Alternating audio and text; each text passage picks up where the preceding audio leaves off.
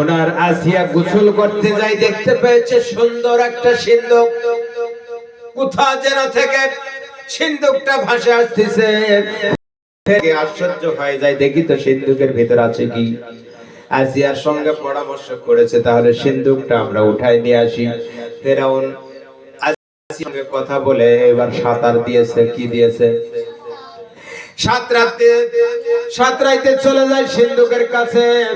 যত সিন্ধুক কাছে দিকে যায় ফেরাউন, ততই সিন্ধুক আরো দূরে চলে যায়। সাঁতরে ধরার জন্য যাচ্ছে সিন্ধুকের কাছে, সিন্ধুক আরো দূরে চলে যাচ্ছে, আরো দূরে চলে যাচ্ছে। ফেরাউন চিন্তা করে, ব্যাপার কি রে, এই সিন্ধুক তুই দূরে যাস কেন? কারণটা কি বুঝি না। বেচারি ফেরাউন এইবার সাঁতরাইতে পেরেশান হয়ে গেছে, শরীরটা সাঁতরাতে পারে না। এমন অবস্থায় আস্তে করে তিনি ঘুরে চলে আসছে। আসার পরে এখন ঘাটে চিন্তা করে বিবি আসিয়া বলে, আসিয়া রে, আমি তো পারলাম না। আমি যতই ধরতে যাই সিন্ধুক ততই দূরে সরে চলে যায়। এবার আসিয়া ডাক দে বলে, ফেরাউন তাহলে একটা কাজ, ফেরাউন একটা কাজ করো, ওই আমার স্বামী আমাকে একটু সুযোগ দেয়া হোক। এবার আমি যাব সিন্ধুক ধরার জন্য, তোমরা আসলে তাহলে তুমি একটু দেখো। ফেরাউনকে ডাক দে বলে, ঠিক আছে স্বামী, আপনি এবার যান, দেখা যাক কি ঘটনা ঘটে। গেল, হাফসে গেল, ফেরাউন পারল না। ফেরাউন ডাক দে বলে, স্ত্রী রে, এবার তুমি যাও, আমি দেখি তো ওই সেই সিন্ধুকের ঘটনা কি ঘটে। এবার ফেরাউনের স্ত্রী বিবি আসিয়া সাঁতার দিয়েছে। কি দিয়েছে? সাঁতরে যাচ্ছে সিন্ধুক ধরার জন্য।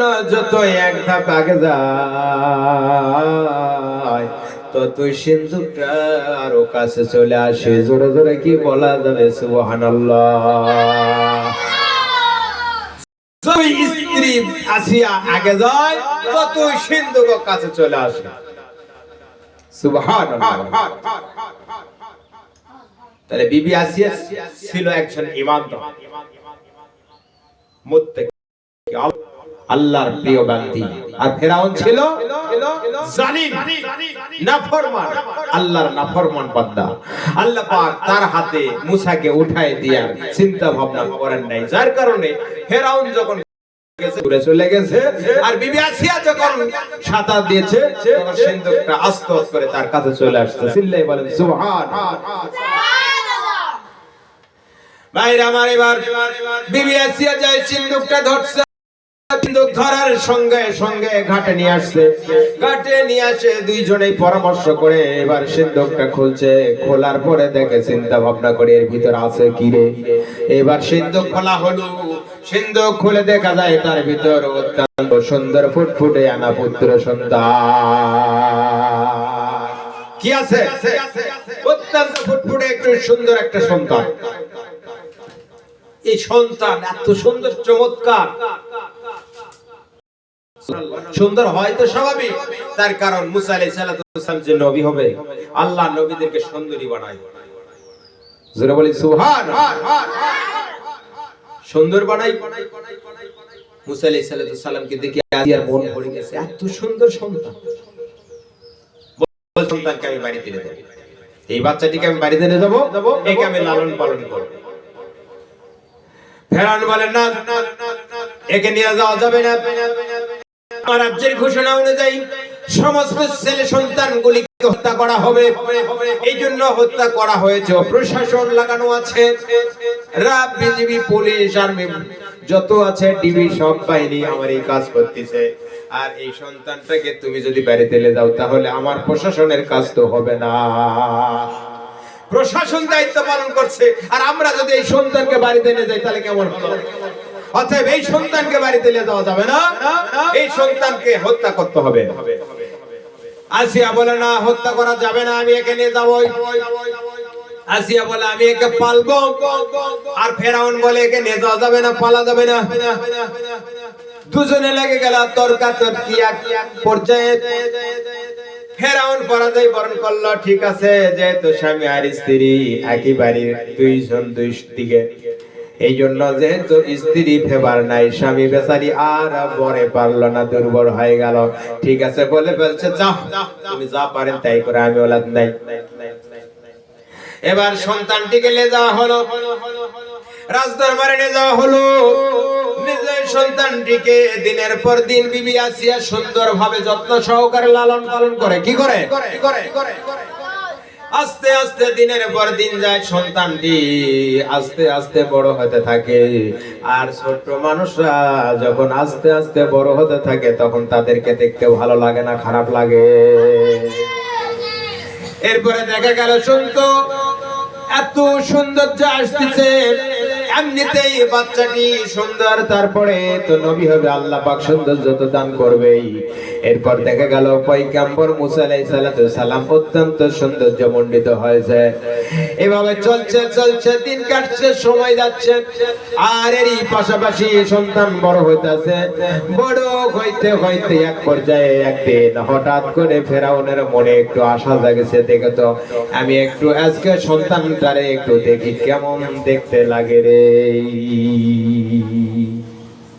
ফেরাউনকে ছাড়িয়ে আসিয়ার কাছে গেছে, আসিয়া তোমার সন্তানটা কোথায় দেখি তো, আমি একটু যাই। দেখছে সেই সন্তানটা এত সুন্দর লাগতেছে। বাহ, ছোট মানুষ দেখলে ভালো লাগে না? যারা বলেন ভালো লাগে না? ফেরাউনের মন তো এক ভরে গেছে খুশিতে খুশি, এত সুন্দর হয়েছে, একেবারে নড়াচড়া করতেছে, খুব সুন্দর লাগছে। ঠিক আছে, আসিয়াকে বলতেছে, আসিয়া ওরে আমার কোলে দাও, আমি ওকে কোলে নেব, নিয়ে আমি একটু রাজদরবারে যাই। এবার ফেরাউনকে কোলে নিয়েছেন, নিয়ে চলে গেল রাজদরবারে। রাজদরবারে যাওয়ার পরে তিনি সন্তানটারে কোলে নিয়ে বসে আদর করতেছে, আদর করতেছে। এমন অবস্থায় মুসা আলাইহিস সালাম একটা থাপ্পড় মারা দিয়েছে। কি মারা দিছে? জোরে বলেন, কি মারা দিছে? একটা থাপ্পড় খায় ফেরাউনের কলিজা পর্যন্ত থরথর করে কাঁপতে শুরু করেছে। কি করেছে?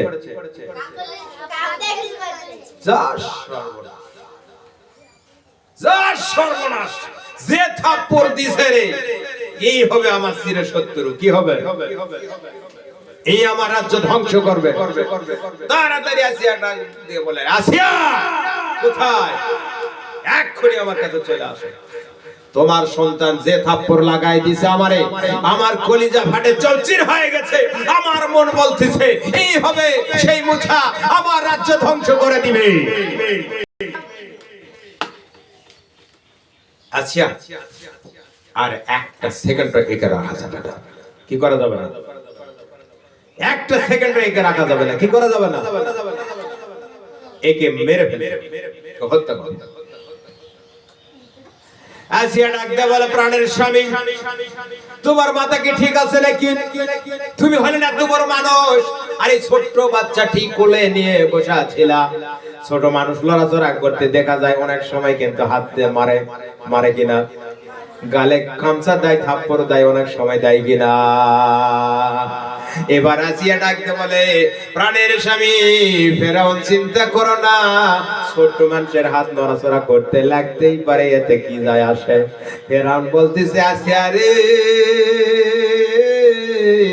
তুমি তো বুঝতেছ না, যে চোর আমারে লাগাই দিছে রে, এমন চোরণ দিয়েছে, এটা ছোট্ট বাচ্চা, এই চোরটার ওজন না হলেও 5 মণ হবে।